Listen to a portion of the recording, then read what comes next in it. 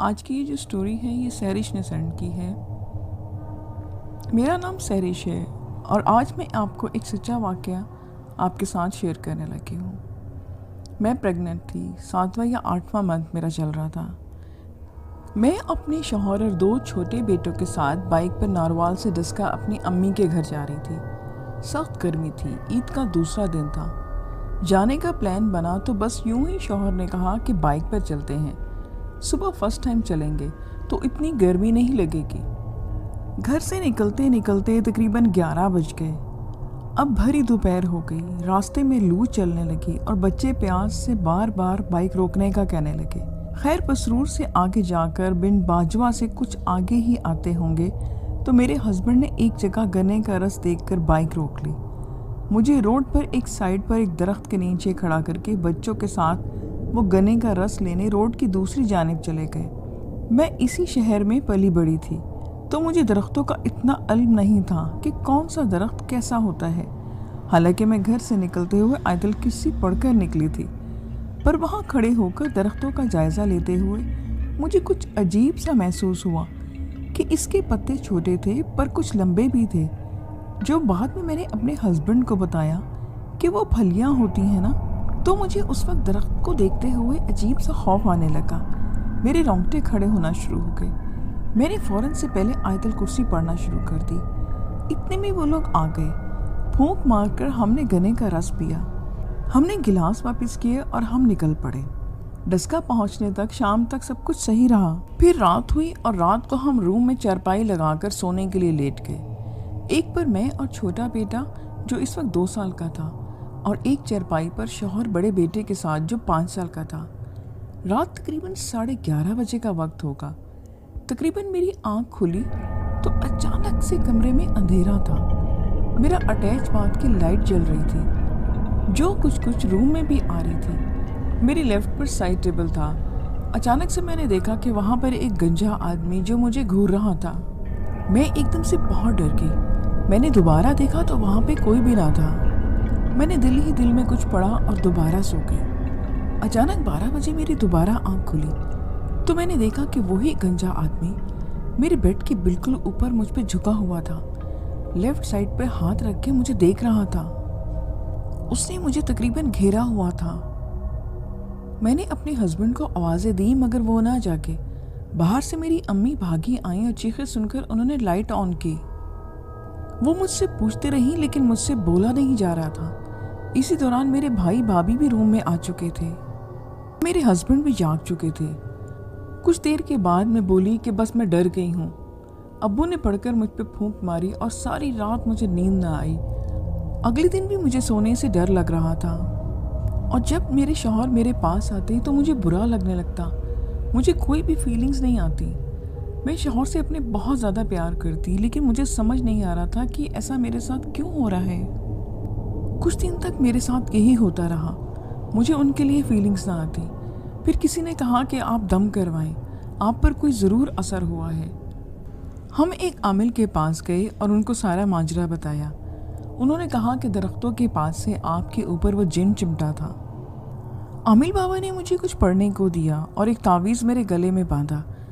ان کے تعویذ سے کچھ دنوں کے بعد میری اب وہ کیفیت نہیں رہی اور نہ ہی مجھے وہ دوبارہ سے جن نظر آیا۔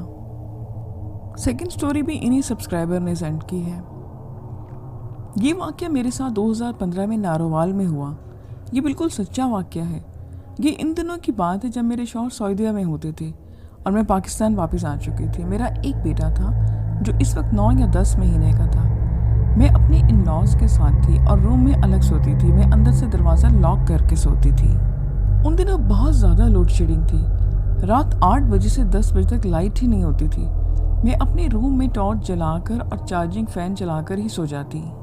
تو ہوا کچھ یوں کہ ایک رات میں اپنے بیٹے کے ساتھ ایسے ہی سو رہی تھی۔ اچانک سے سوتے سوتے میری آنکھ کھلی تو میں نے دیکھا کہ میرے بیڈ کے پاس کوئی چھوٹے سے قد کی لڑکی کھڑی ہے جس کا منہ عجیب گول سا تھا، بڑی بڑی سی آنکھیں تھیں اور وہ منہ کھول کے ہنس رہی تھی۔ میں آپ کو بتا نہیں سکتی کہ میں اس وقت کتنا ڈر گئی تھی۔ میں ایک دم سے زور سے چیخی اور میں نے امی کہہ کر چیخ ماری۔ میں ایک دم سے اٹھ کے بیٹھ گئی۔ مجھے پتا ہی نہیں چلا کہ میں نے کب اپنے ننھے بیٹے کو اٹھا کر سینے سے لگایا اور کانپتی ہوئی اسی طرف دیکھ رہی تھی جہاں وہ مخلوق ابھی بھی کچھ سیکنڈ پہلے مجھے دیکھی تھی، مگر اب وہ غائب تھی اور روم میں ٹارچ آن تھی۔ چارجنگ فین بھی بہت سلو چل رہا تھا کیونکہ اس کی چارجنگ کم ہونے والی تھی۔ ٹانگوں میں بالکل ہی جان نہیں تھی کہ اٹھ کر باہر ہی بھاگ جاؤں، کچھ پڑھنے کا بھی ہوش نہیں تھا۔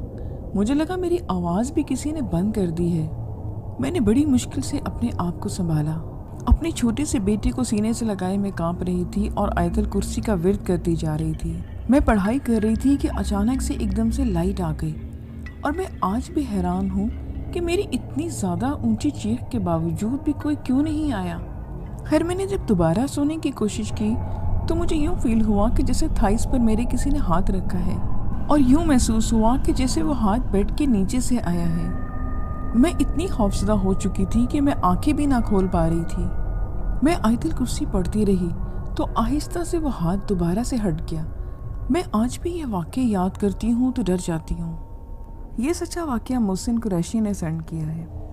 جنوری 1990 کی ایک سرد رات تھی۔ میں اور میرے گھر والے اور میرے بڑے بھائی کے سسرال جو کہ بھاولپور پرانی غلہ منڈی میں رہتے تھے، ان کے گھر رات کے کھانے پر گئے ہوئے تھے۔ ہم سب گھر والوں کو رات ادھر ہی رکنے کا پروگرام تھا۔ کھانا کھانے کے بعد چائے پیتے رہے تو رات کے 10 بج گئے تھے۔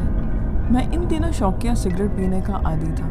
میں نے ایک کزن جو کہ ہمارے ساتھ ہی آیا تھا، اس کے کان میں آہستہ سے کہا کہ باہر چل تھوڑا سا سگریٹ پی کے آتے ہیں۔ اس نے مجھے میرے ساتھ جانے سے انکار کر دیا کیونکہ باہر بہت سردی تھی۔ پھر میں کمرے سے باہر صحن میں آ کر چپکے سے گھر سے باہر نکل آیا، گھر والوں کے ڈر سے کہ سگریٹ جیب میں نہیں رکھتا تھا، جب دل کیا کرتا دکان سے لے کر ہی پی لیا کرتا تھا۔ باہر آ کر میں دکان کی طرف گنگناتے ہوئے چل پڑا جو کہ تھوڑے فاصلے پر چوک میں تھی۔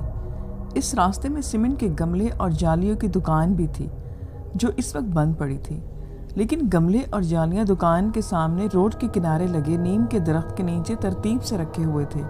وہی نیم کے درخت سے بندھا ایک پیلی روشنی والا بلب بھی جل رہا تھا۔ انہی جالیوں کے پاس ایک کالے رنگ کا کتا بیٹھا ہوا تھا۔ میں نے بے دہانی سے اس کی طرف دیکھا اور آگے بڑھ گیا۔ میں نے پیچھے مڑ کر کتے کی طرف دیکھا تو وہ کھڑا ہوا تھا اور میری طرف دیکھ رہا تھا۔ میں رک گیا کہ کہیں یہ میرے پیچھے بھاگ نہ پڑے، مگر کتا رکا رہا۔ میں مڑ مڑ کر کتے کو دیکھتا رہا مگر کتا اپنی جگہ سے ہلا نہیں۔ تھوڑا آگے چوک میں آ کر میں نے اپنی دکان پہ سے سگریٹ لے کر سلگائی اور کش لگاتے واپس روانہ ہو گیا۔ چوک سے واپس آتے ہوئے میری نظر اس کتے پر ہی تھی اور حیرت کی بات یہ تھی کہ کتا اسی پوزیشن میں کھڑا تھا۔ میں رک گیا اور سڑک پر ادھر ادھر کوئی پتھر ڈھونڈنے لگا۔ مجھے سڑک کی دوسری سائڈ پر ٹوٹی اینٹ کا ایک ٹکڑا پڑا نظر آیا۔ میں نے وہ اٹھا لیا۔ آہستہ آہستہ چلتے میں کتے کے بالکل سامنے پہنچ گیا۔ کتا خاموش کھڑا مجھے دیکھ رہا تھا، نہ کوئی غراہٹ اور نہ ہی کوئی آواز، بالکل خاموشی سے بس مجھے گھورے جا رہا تھا۔ میں اس کے آگے سے گزرتا گیا۔ 8-10 قدم آگے آ کر میں نے مڑ کر دیکھا تو کتا وہیں کھڑا مجھے گھور رہا تھا۔ مجھے اچانک اپنے ہاتھ کی انگلیوں میں جلن محسوس ہوئی۔ میں اپنی انگلیوں میں دبی سگریٹ جو جل رہی تھی اس کو بھول چکا تھا۔ ایک دم سے جب مجھے زیادہ جلن ہوئی تو میں نے بکھلاہٹ میں وہ پتھر جو میرے ہاتھ میں تھا اچانک سے اچھال دیا اور جا کے وہ کتے کے سر پر سیدھا لگا۔ جیسے ہی وہ ٹکڑا کتے کو لگا، کتے کے منہ سے ایک انسانی چیخ نکلی جو کہ کسی عورت کی تھی۔ آواز یہ آئی کہ ٹھہر جا بدذات، میں تجھے ابھی بتاتی ہوں۔ کتے نے چھلانگ لگا کر دوڑنا شروع کیا۔ میں خود واپسی کی طرف دوڑ لگا چکا تھا۔ میرے کانوں میں عورت کی آواز مسلسل آ رہی تھی کہ میں کہتی ہوں رک جا بدبخت رک جا۔ میں دوڑتا دوڑتا دروازے تک پہنچا۔ جیسے ہی میں نے دروازے کو دھکا دے کر کھولا، میرے دائیں سائڈ کے پہلو پر کوئی سیاہ لباس میں بجلی کی تیزی سے مجھ سے پہلے گھر میں انٹر ہوا، اور جیسے ہی میں دروازے کے اندر داخل ہوا، سامنے کمرے کا دروازہ کھلا اور گھر والے مجھے حیرانی سے دیکھنے لگے۔ وہ شاید میرے دروازے کو دھکا دے کر کھولنے کی آواز سے میری بکلاہٹ سے حیران تھے۔ میں بھاگ کر کمرے میں گھسا۔ میری سانس بہت تیز چل رہی تھی اور میرا جسم پسینے سے بھرا ہوا تھا۔ میں ان لوگوں کو ساری بات بتانا چاہتا تھا مگر میری آواز نہیں نکل رہی تھی۔ وہ میرے ارد گرد اکٹھے ہو کر سوال پہ سوال کیے جا رہے تھے۔ میرے ہونٹوں سے پانی لگایا گیا۔ پانی کے 2 گھونٹ میرے حلق سے اترے ہی ہوں گے کہ مجھے اپنی امی کے پیچھے ایک سیاہ چہرے اور زرد آنکھوں والی ایک بڑھیا نظر آئی جو مجھے دیکھ کر ہنس رہی تھی۔ پھر مجھے کچھ یاد نہیں. میرے گھر والے کہتے ہیں کہ میں اونچا اونچا ہنسنے لگا تھا اور کچھ دیر کے بعد میں بے ہوش ہو گیا. اور کچھ دیر کے بعد جب مجھے ہوش آیا تو پھر میں ہنسنے لگا. ساری رات میں ایسا ہی کرتا رہا. صبح ابا جان کے پیر صاحب تشریف لائے. انہوں نے مجھ پر دم کیا اور تعویذ میرے گلے میں پہنایا. تو ہوش میں آ کر میں نے ان کو سارا واقعہ بتایا. ابا جان کے ساتھ پیر صاحب بھی اس حرکت سے ناراض ہوئے. ہمارے ابا نے کہا کہ یہ زمین ہر مخلوق کے لیے ہے، صرف انسان کے لیے نہیں. کافی عرصہ یہ واقعہ میرے دل و دماغ پر رہا اور آہستہ آہستہ میری زندگی روٹین میں آ گئی. مگر کافی عرصہ وہ تعویذ میرے گلے میں رہا. انسان کی زندگی میں کچھ واقعات ایسے ہوتے ہیں جو انسان کی زندگی پہ گہرے اثر چھوڑتے ہیں. کچھ واقعات تو ایسے ہوتے ہیں جن کو سن کر لوگ مشکل سے ہی یقین کرتے ہیں، مگر ایسے واقعہ سچ ہوتا ہے. ایک ایسا ہی واقعہ سنیں جو ہمارے دوستوں کے ساتھ پیش آیا. یہ بات کافی پرانی ہے. جب ہم سب دوست شام کو گراؤنڈ سے واپس آ کر اپنے محلے میں جمع ہو جاتے اور خوب محفل لگاتے. ایک دن ہم رات کا کھانا کھا کر گھر سے باہر نکلے تو دوستوں نے بولا کہ آج جمعرات ہے اور آج جن بھوت اور چڑیلوں کا دن ہے. میں جن بھوتوں پر یقین تو رکھتا تھا پر کبھی ان سے آمنا سامنا نہیں ہوا. میں اس کی بات سن کر ہنس پڑا. اس نے میری طرف غصے سے دیکھا اور بولا کہ وہ جو گاؤں سے باہر کھیتوں میں جامن کا درخت ہے، آج اس پر جن بھوت آئیں گے. اگر نہیں یقین تو تم ہمارے ساتھ چلو اور دیکھ لو. ہم سب نے حامی بھر لی اور اس کے ساتھ چلنے کو تیار ہو گئے. میں اس دوست کا نام بتاتا چلوں. اس کا نام ندیم ہے اور وہ اکثر رات کو اکیلا کھیتوں میں گھومتا پھرتا رہتا. اسی لیے اس پر کچھ دوستوں نے یقین بھی کر لیا پر ہم نے یقین نہ کیا. ہم 5 دوست تھے جن کے نام عابد، ناصر، ساجد اور مدثر اور ندیم تھے. جیسے ہی عشاء کی اذان ہوئی تو ہم سب مل کر ایک ساتھ کھیتوں کی طرف چل پڑے. ہمارا ارادہ آج جن بھوت دیکھنے کا تھا. رات کافی گہری ہو گئی تھی تو ڈر بھی لگ رہا تھا. ابھی ہمیں چلتے ہوئے 10 سے 15 منٹ ہی گزرے تھے کہ ایک کھیت سے بکری کے چھوٹے بچے کی بولنے کی آواز آئی. عابد نے کہا کہ رکو، یہاں پاس کسی جانور کی آواز آ رہی ہے. ہم سب رک گئے اور خاموشی سے آواز سننے کا انتظار کرنے لگے کہ کس طرف سے یہ آواز آ رہی ہے. ابھی تھوڑی دیر ہی گزری تھی کہ بکری کے بچے کی آواز دوبارہ سنائی تھی. ہمارا دوست ندیم بولا کہ آواز اس طرف سے آ رہی ہے جو 4 کھیت چھوڑ کر ہے. وہ کھیت ہربن کا تھا اور آواز وہاں سے آ رہی تھی. سردیوں کے دن تھے اور ان دنوں برسن عام ہوتا ہے. سب دوست اس طرف چل پڑے تو ناصر نے کہا کہ چھوڑو یار، جو بھی ہے ہمیں کیا لینا دینا، ہم اپنے کام پر جا رہے ہیں اور اسی طرف چلو. پر کوئی نہ مانا اور برسن کے کھیت کی طرف بڑھنے لگے. وہاں جا کر دیکھا تو ایک چھوٹا سا بکری کا بچہ وہاں کھیت میں بیٹھا ہوا تھا. ہم میں سے کوئی بھی کچھ بولتا اس سے پہلے وہ ندیم نے کہا کہ لگتا ہے یہاں بکریاں چرانے جو آتے ہیں وہ ان کا بچہ رہ گیا ہے، اس کو اٹھا لو، صبح پتہ نہیں واپس کر دیں گے. سب نے اس کی بات سے ایگری کیا اور ایسا ہی کیا. اس کو ہم نے اٹھا لیا اور اپنی منزل کی طرف چلنے لگے. اب رات کافی گہری ہو گئی تھی اور ہمارے ڈر میں بھی اضافہ ہوتا جا رہا تھا کیونکہ کھیتوں میں طرح طرح کے جانوروں کی آوازیں آ رہی تھیں. مدثر نے کہا کہ یار ہم واپس جانا چاہیے، آگے بہت خطرہ ہے. تو سب اس پر ہنسنے لگے اور اس کو ڈرپوک بولنے لگے. خیر وہ خاموشی سے ان کے ساتھ چلتا رہا. پھر راستے میں ہمیں سیٹی کی آواز آنا شروع ہو گئی. سب رک گئے اور ایک دوسرے کو دیکھنے لگے.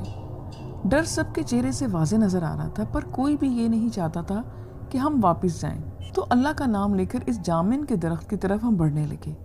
ابھی تھوڑی ہی دیر گزری تھی کہ ہمیں چلتے ہوئے سامنے سے وہ درخت نظر آ گیا.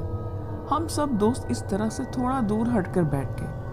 سب سے پہلے مدثر بولا کہ اس بکری کے گلے میں کوئی رسی وغیرہ ڈال دو تاکہ یہ کہیں ادھر ادھر نہ ہو جائے. سب دوست رسی ڈھونڈنے لگے اور جلدی سے ایک چھوٹی سی رسی مل گئی. اس کو ہم نے اس کے گلے میں ڈالا اور رسی ناصر کو پکڑا دی. سب کی نظریں اس درخت پر جمی ہوئی تھی. 10-15 منٹ ہی گزرے تھے کہ اس جامن کے درخت کے اوپر سے ایک باریک سی لال رنگ کی لائٹ نظر آئی. وہ لائٹ اتنی باریک تھی اور اتنی تیز تھی کہ میں بتانا مشکل ہے. وہ لائٹ کبھی درخت پر جاتی اور کبھی درخت سے نیچے آتی. ہمارا خوف کے مارے برا حال تھا اور ساتھ ہی پراسرار آوازیں آنا شروع ہو گئی. ہم سب نے اونچی آواز میں ورد پڑھنا شروع کر دیے. کچھ دوست تو وہاں سے بھاگنے کے لیے تیار تھے. ہم نے روک رکھا تھا سب کو. پھر سب نے ہی محسوس کیا کہ لائٹ اب ہماری طرف بڑھ رہی ہے اور سب نے یہ منظر دیکھا تو وہاں سے بھاگنے میں ہی بہتری سمجھی اور اتنی اسپیڈ سے سب وہاں سے الٹے پاؤں بھاگے کہ ہمیں اپنا ہوش نہیں رہا. مگر ہمارے پیچھے اتنی خوفناک آوازیں آ رہی تھیں جو بہت بلند تھی۔ بس یہی محسوس ہو رہا تھا کہ جیسے وہ بالکل ہمارے پاس ہی ہیں اور کسی بھی لمحے ہم کو نقصان پہنچا سکتی ہیں۔ مگر ہم نے ہمت نہ ہاری اور بھاگتے رہے، ہم ورد کرتے رہے اور واپس گاؤں آ کر ہی ہم نے سانس لیا۔ اب جب ہم گاؤں کی حدود میں پہنچ گئے تو مدثر نے ناصر کی طرف دیکھا اور پوچھا کہ آپ کے پاس بکری کا بچہ تھا، وہ کہاں چھوڑا ہے؟ اس نے ہاتھ کی طرف دیکھا تو اس کے ہاتھ میں صرف رسی تھی۔ اس نے بولا کہ جب ہم وہاں سے بھاگ رہے تھے تو یہ صرف رسی رہ گئی تھی، بکری کا بچہ کدھر گیا اس کو کچھ معلوم نہیں۔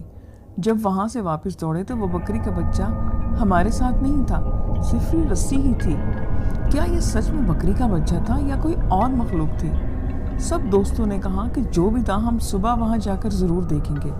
اور جب صبح ہوئی تو ہمارے دوست وہاں جانے کو تیار نہیں تھے، صرف ندیم اور مدثر جانے کے لیے راضی تھے۔ وہ دونوں کھیتوں میں گئے اور اس جگہ گئے تو انہوں نے وہاں بکری کے بچے کو مرا ہوا پایا، جو جامن کے درخت کے بالکل قریب ہی پڑا تھا۔ اس کے صرف ہڈیاں ہی ہڈیاں نظر آ رہی تھی، اس بکری کے بچے پر گوشت نام کی کوئی چیز نہیں تھی۔ وہ دونوں سمجھ چکے تھے کہ رات کو جو کچھ بھی ہوا وہ ان کا وہم نہیں تھا، اس درخت پر واقعی کچھ ایسا تھا جو ندیم نے کہا تھا۔ اور اس کے بعد وہ لوگ واپس آ گئے اور رات کو انہوں نے کبھی جانے کی دوبارہ سے ہمت نہ کی۔